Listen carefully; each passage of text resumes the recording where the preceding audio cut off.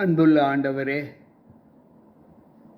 மீண்டும் உம்முடைய கிருபையினால் இந்த நாளின் காலையின் பொழுதை நாங்கள் காண்பதற்கு எங்களை நித்திரை என்று கண்விழிக்க செய்து உம்முடைய சமூகத்தில் அழைத்து வந்த தயவிற்காக உம்மை துதிக்கிறோம்.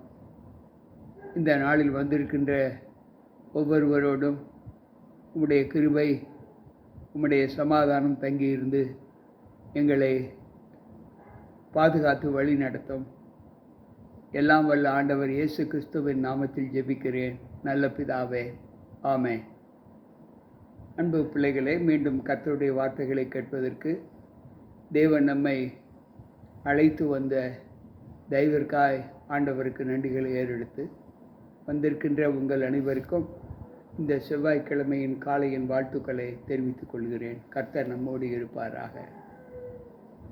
இந்த நாளில் தேவன் நம்முடைய வாழ்க்கையில் நாம் எந்த அனுபவத்தை கைக்கொண்டு நாம் நடக்க வேண்டும், நாம் தேவன் மீது வைத்திருக்கிற அந்த நம்பிக்கை நம்மை எந்த அளவு பலப்படுத்தும் என்பதை சற்று யோசித்து பார்ப்போம்.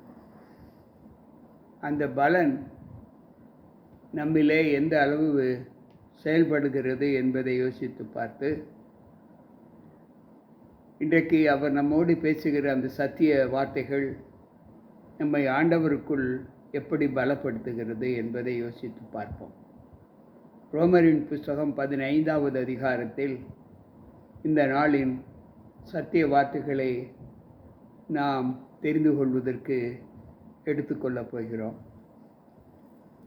ரோமர் 15:1-2 இப்படி சொல்லுகிறது: அன்றியும் பலமுள்ளவர்களாகிய நாம் நமக்கே பிரியமாக நடவாமல் பலவீனருடைய பலவீனங்களை தாங்க வேண்டும். கிறிஸ்துவுக்குள் பலமுள்ளவர்களாகிய நாம் நமக்கே பிரியமாக நடவாமல் பலவீனம் உள்ளவர்களை அவர்களுடைய பலவீனங்களை தாங்க வேண்டும் என்று சொல்லுகிறார். பூமியில் ஒவ்வொருவனும் பிறனுடைய பக்தி விருத்திக்கு ஏதுவாக நன்மை உண்டாகும்படி அவனுக்கு பிரியமாய் நடக்க கடவன். பூமியில் நம்முடைய வாழ்க்கை நாம் ஒவ்வொருவரும் நமக்கே பக்தி விருத்திக்கு ஏதுவாக நடவாமல் பிறனுடைய பக்தி விருத்திக்கு ஏதுவாக நாம் அவர்களுக்கு பிரியம் உண்டாகும்படி நடக்க வேண்டும் என்று வேதம் சொல்லுகிறது. அன்பு பிள்ளைகளே, இன்றைக்கு நம்முடைய வாழ்க்கை மற்றவர்களுக்கு ஒரு பெரிய ஆசீர்வாதத்தை கொடுக்கக்கூடியதாக காணப்பட வேண்டும் என்று இங்கு ஆண்டவர் சொல்லுகிறார். இதை குறித்து நாம் தியானிக்கும்போது பிலிப்பியரின் புஸ்தகத்திலே 2வது அதிகாரம் 4வது வசனத்தை வாசிப்போம் என்றால், அவர் சொல்லுகிறார்: கிறிஸ்து இயேசுவில் இருந்த சிந்தையே உங்களிலும் இருக்க கடவது. 5வது வசனம்: கிறிஸ்து இயேசுவுக்குள்ளான சிந்தையே ஒவ்வொருவருக்கும் இருக்க கடவது. அப்படி என்றால் அந்த சிந்தையிலே நாம் எப்படி நடக்க வேண்டும் என்றால், பிலிப்பியர் 2:4 சொல்லுகிறது: அவனவன் தனக்கானவைகளுக்கு அல்ல பிறனுக்கானவைகளையும் சிந்திக்க கடவன் என்று ஆண்டவர் சொல்லுகிறார். நாம் நமக்கானவைகளை மட்டும் செய்யாமல் பிறருக்கானவைகளையும் நாம் செய்ய வேண்டும் என்று இங்கு ஆண்டவர் சொல்லுகிறார். அன்பு பிள்ளைகளே, சற்று நாம் யோசித்து பார்த்து 1 கொரிந்தியர் 10வது அதிகாரம் 24வது வசனம் இப்படி சொல்லுகிறது: ஒவ்வொருவரும் தனக்கு தன் சுய பிரயோஜனத்தை தேடாமல் பிறனுடைய பிரயோஜனத்தையும் தேட கடவன் என்று சொல்லுகிறார். நம்முடைய வாழ்க்கையில் நாம் நமக்கென்று ஜீவிக்காமல், நாம் பக்தியுள்ளவன் என்பதை நாம் நினைத்தால் அந்த நினைப்பிலே நம்மை மட்டும் மகிமைப்படுத்தும்படி நாம் ஜீவிக்காமல் பிறனுடைய பக்தி விருத்திக்கு ஏதுவாக நம்முடைய சிந்தைகள் இருக்க வேண்டும் என்று ஆண்டவர் சொல்லுகிறார். எனக்கு பிரியமான தேவ பிள்ளைகளே, சற்று நாம் யோசித்து பார்ப்போம். 1 கொரிந்தியர் 13வது அதிகாரத்திலே நாம் வாசிக்கும்போது அங்கு ஆண்டவர் சொல்லுகிற வார்த்தை என்ன என்றால், 4வது வசனத்திலே 1 கொரிந்தியர் 13:4 அவர் சொல்லுகிறார், எனக்கு உண்டான எல்லாவற்றையும் நான் அன்னதானம் பண்ணினாலும் என் சரீரத்தை சுட கொடுத்தாலும் அன்பு எனக்கு இராவிட்டால் நான் ஒன்றுமில்லை என்று சொல்லுகிறார். அன்பு பிள்ளைகளே, இந்த அன்பு எனக்கு இராவிட்டால் என்று சொல்லும்போது ஆண்டவர் மனுஷீக அன்பு, மனிதனுக்கு செய்ய வேண்டிய கட்டளைகள் 6 என்று படித்திருக்கிறோம். அந்த 6 குறித்து ஆண்டவர் சொல்லுகிறார். நாம் என்னதான் அன்னதானம் செய்தாலும் நன்மை செய்தாலும் நாம் தேவ சமூகத்தில் அன்பு காட்டுகிற ஒரு அனுபவம் நமக்கு இல்லை என்றால் அதனால் நமக்கு பிரயோஜனம் இல்லை என்று இங்கு ஆண்டவர் சொல்லுகிறார். மேலும் அந்த நம்பிக்கைக்கு சாட்சியாக நாம் எப்படி இருக்க வேண்டும் என்பதை அவர் மீண்டும் சொல்லுகிறார். 1 கொரிந்தியர் 14வது அதிகாரம் 19வது வசனம் இப்படி சொல்லுகிறது, அப்படி இருந்தும் நான் சபையிலே அந்நிய பாஷையில் 10,000 வார்த்தைகளை பேசினாலும் மற்றவர்களை உணர்த்தும்படிக்கு என் கருத்தோடு 5 வார்த்தைகளை பேசுகிறதே எனக்கு அதிக விருப்பமாயிருக்கும். இதில் ஆண்டவர் சொல்லுகிறார், மற்றவர்களை உணர்த்தும்படி. அன்பு பிள்ளைகளே, இயேசு கிறிஸ்துவனுடைய அன்பை நாம் பெற்றிருக்கிறோம். அந்த அன்பிலே நம்முடைய வாழ்க்கை எந்த அளவு தேவனுக்கு பிரியமாய் நடக்கிறது என்பதை நாம் யோசித்து பார்த்தால், அந்த அன்பிற்கு நாம் தேவ சமூகத்தில் நாம் எப்படி நம்மை ஒப்பு கொடுக்க வேண்டும் என்பதை இந்த வேதம் நமக்கு கற்றுக் கொடுக்கிறது. எல்லா நிலைகளிலும் நம்முடைய வாழ்க்கை மற்றவர்களுடைய பலவீனங்களை தாங்கும்படி, அவர்களுக்கு உண்டான நடக்கையில் நம்முடைய விசுவாச வாழ்க்கை அவர்களை மகிமைப்படுத்தும்படி, அவர்களை பலப்படுத்தும்படி காணப்பட வேண்டும் என்று பவுல் சொல்லுகிறார். 1 கொரிந்தியர் 9வது அதிகாரத்திலே அங்கு ஆண்டவர் சொல்லுகிற வார்த்தை 19வது வசனம் சொல்லுகிறது, நான் ஒருவனுக்கும் அடிமைப்படாதவனாய் இருந்தோம். நான் அதிக ஜனங்களை ஆதாயப்படுத்தி கொள்ளும்படிக்கு என்னைத்தானே எல்லோருக்கும் அடிமையாக்கினேன் என்று சொல்லுகிறார். இங்கு பவுல் சொல்லும்போது நான் ஒருவனுக்கும் அடிமைப்படாதவனாய் இருந்தோம். என்னுடைய வாழ்க்கையில் நான் யாருக்கும் அடிமைப்படாதவனாய் இருக்கிறேன். ஆனாலும் அது எனக்காக அல்ல, என்னைத்தானே எல்லோருக்கும் அடிமையாக்கினேன். மற்றவர்களுடைய நம்பிக்கைக்கு ஆதாரமாக நான் என்னைத்தானே எல்லோருக்கும் அடிமையாக்கினேன். இந்த குணம் யாரிடத்தில் இருக்கிறது என்றால் நம்முடைய தேவனிடத்தில் இருக்கிறது. அவர் மரண பரியந்தம் தம்மை தாழ்த்தி கொள்ளையாடின பொருளாக நம்மை இல்லாமல் அவர் தம்மைத்தாமே அடிமையின் ரூபம் எடுத்து தம்மை தாழ்த்தினார் என்று ஆண்டவர் நமக்கு சொல்லுகிறார். மேலும் அவர் சொல்லுகிற வார்த்தை 21வது அதிகாரம், நியாயப்பிரமாணம் இல்லாதவர்களை ஆதாயப்படுத்தி கொள்ளும்படிக்கு அவர்களுக்கு நியாயப்பிரமாணம் இல்லாதவர்களைப் போலானேன். அப்படி இருந்தும் நான் தேவனுக்கு முன்பாக நியாயப்பிரமாணம் இல்லாதவனாக இராமல் கிறிஸ்துவின் பிரமாணத்துக்கு உள்ளவனாய் இருக்கிறேன். நியாயப்பிரமாணம் உள்ளவர்களுக்கு நியாயப்பிரமாணம் இல்லாதவர்களைப் போல நான் நடந்தேன்.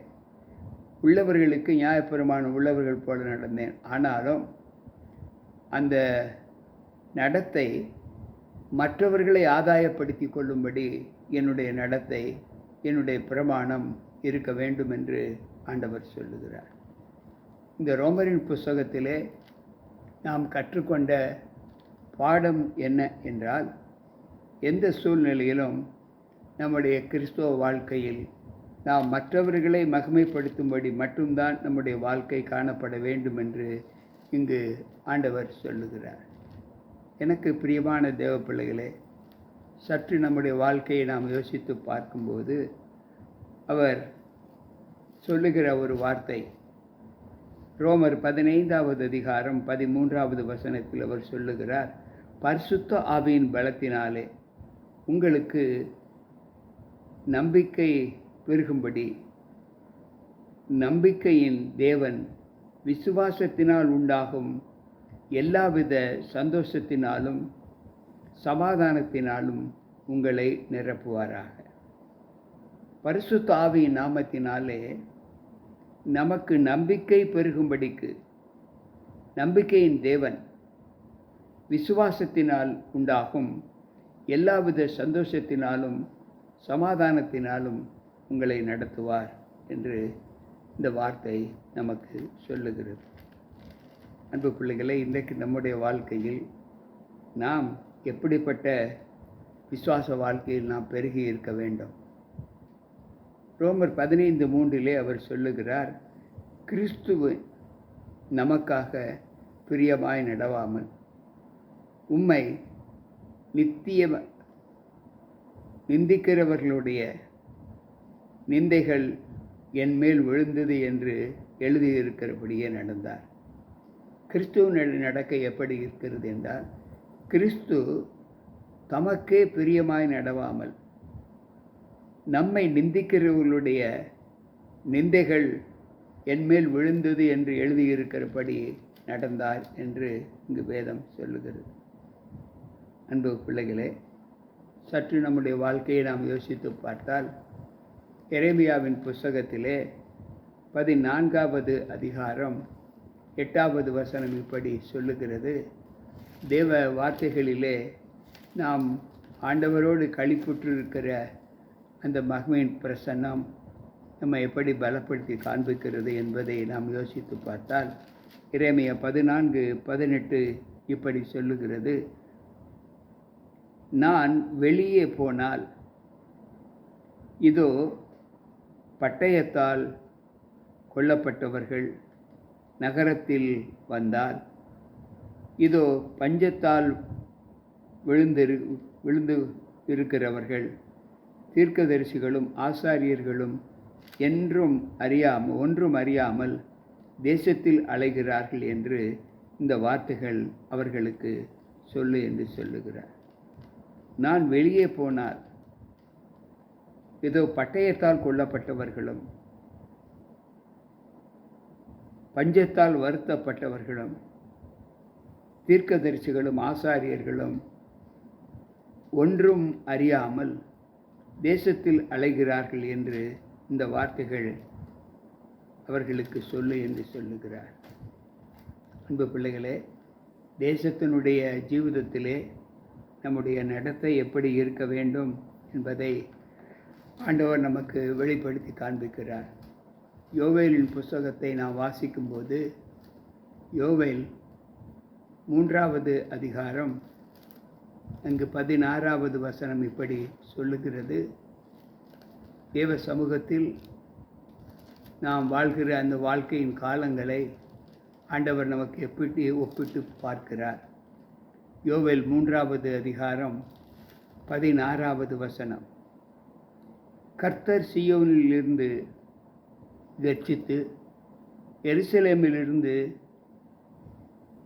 சத்தமிடுவார், வானமும் பூமியும் அதிரும். ஆண்டவர் சொல்லுகிறார், ஆனாலும் கர்த்தர் தமது ஜனத்துக்கு அடைக்கலமும் இஸ்ரவேல் புத்திரருக்கு அரணான கோட்டையுமாய் இருக்கிறார். கர்த்தர் சீயோனில் இருந்து கர்ஜித்து எருசலேமிலிருந்து சத்தமிடுவார், வானமும் பூமியும் அதிரும். ஆனாலும் கர்த்தர் தமது ஜனத்தை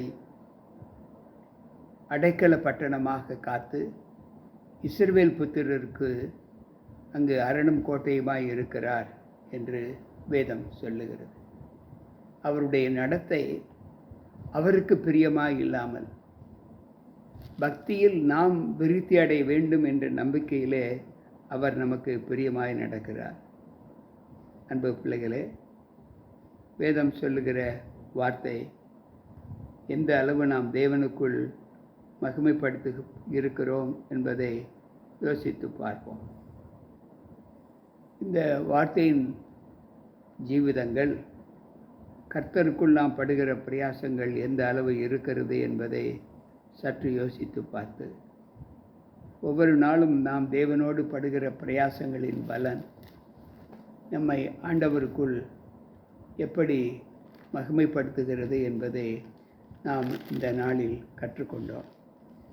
நம்முடைய நடத்தை தேவனை பிரியப்படுத்துகிறதாய் மட்டுமே காணப்பட வேண்டும். நம்மை ரட்சிக்கிற தேவன் எப்படிப்பட்டவர் என்றால், 1 தீமோத்தேயு 1வது அதிகாரம் 1வது வசனம் இப்படி சொல்லுகிறது: நம்முடைய இரட்சகராய் இருக்கிற தேவனுடைய குமாரனும் நம்முடைய நம்பிக்கையாய் இருக்கிற கர்த்தராக இயேசு கிறிஸ்துவும் கட்டளையிட்டபடியே இயேசு கிறிஸ்துவின் அப்போஸ்தலனாய் இருக்கிறார். அன்பு பிள்ளைகளே, இன்றைக்கு நம்முடைய வாழ்க்கை தேவன் நம்மை ரட்சிக்கிறார் என்பதோடு மட்டுமல்ல, அவருடைய முழு நடத்தை, முழு நம்பிக்கை நாம் விசுவாசத்திலே பலம் கொள்ளுகிற ஒரு அனுபவத்தை பெற்றிருக்க வேண்டும் என்று அவர் கட்டளையிடுகிறார். அன்பு பிள்ளைகளே, கேட்டுக்கொண்டிருக்கிற இந்த வார்த்தைகள் நம்முடைய விசுவாச வாழ்க்கையில் எந்த அளவு பலப்படுத்துகிறது என்பதை நாம் யோசித்து, ஆண்டவர் நமக்கு காட்டுகிற அந்த விசுவாச நம்பிக்கை நம்மை மென்மேலும் தேவ சமூகத்தில் ஈர்க்க வேண்டும். காலையில் தேவ சமூகத்தில் வந்திருக்கிற நாம் அவருடைய வார்த்தைகளை கேட்டதற்கு பின்பு நம்முடைய சுய வாழ்க்கை, நம்முடைய தனிப்பட்ட வாழ்க்கை மற்றவர்களை ஆதாயப்படுத்தி கொள்ளும்படி காணப்பட வேண்டும் என்று ஆண்டவர் சொல்லுகிறார். ஆண்டவர் பட்ட பாடுகள், ஆண்டவர் நடந்த அந்த நம்பிக்கையின் வழிகள் அவருக்கு மட்டுமல்ல, பலவீனராய் இருக்கிற நம்மையும் நம்முடைய வாழ்க்கையில் நாம் எப்படி சாட்சியாக வாழ வேண்டும் என்கின்ற நம்பிக்கையிலே விசுவாசத்தில் நம்மை பலப்படுத்தும்படி அவர் நமக்காக எல்லாவற்றையும் ஏற்றுக்கொண்டார். அதை மாதிரியாக வைத்து நம்முடைய வாழ்க்கை காணப்பட வேண்டும் என்று இந்த நாளின் சத்தியம் நமக்கு வெளிப்படுத்தி காண்பிக்கிறது. எனக்கு பிரியமான தேவ பிள்ளைகளே, இந்த நம்பிக்கையிலே நாம் நடந்து தேவனுக்குள் பிரியமான ஒரு பிள்ளையாக மட்டுமல்ல, மற்றவர்கள் நம்மை பார்க்கிறவர்களும் ஆண்டவருக்குள் மகிமைப்பட அவர்களுக்காக நாம் நடந்து, அவர்களுக்காக நாம் தேவனிடத்தில் மன்றாடி, நாம் வைத்திருக்கிற அந்த நம்பிக்கை மற்றவர்களும் பெற்றுக்கொள்ளும்படி நம்முடைய நடத்தை காணப்பட வேண்டும் என்று ஆண்டவர் சொல்லுகிறார்.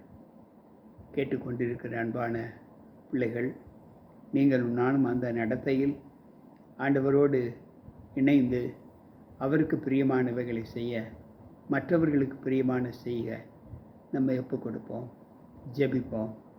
மகா உன்னதங்களில் வீற்றிருந்து மணமக்களை கண்ணோக்கி பார்க்கிற அன்புள்ள ஆண்டவரே, இந்த நாளின் செய்கை நாங்கள் எங்களுக்கு பிரியமாய் நடக்காமல் மற்றவர்களை ஆதாயப்படுத்தி கொள்ளும்படி எங்களுடைய நடத்தை காணப்பட என் தேவன் கிருபை செய்யும்.